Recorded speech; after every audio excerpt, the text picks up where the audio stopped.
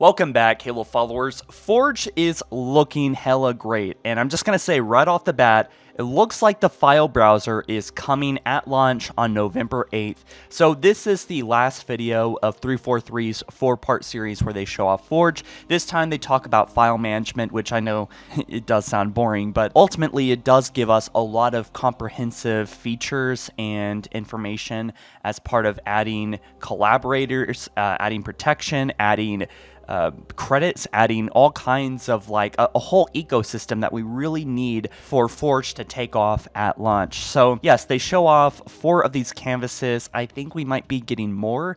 I don't know if that was confirmed or not. I don't think it has been. I've heard that we're actually getting like 8 or 9, but honestly, at least we have the blank canvas, and for all these maps, you can actually make it look like day or nighttime using the map features. So don't worry about the lighting and what it looks like in the skybox, because that can totally change. It is all dynamic.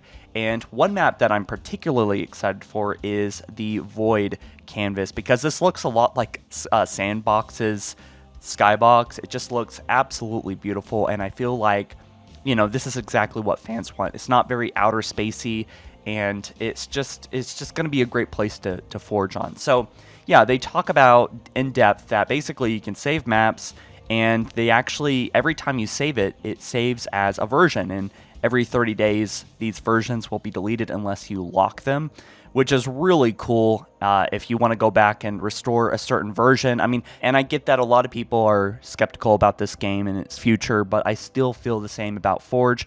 I hope that custom games is addressed. It is disheartening that custom games and theater hasn't really been addressed to us fans yet. Like, hey, is that going to be fixed? Is that going to be polished like the way that we need it to be for all this to really shine?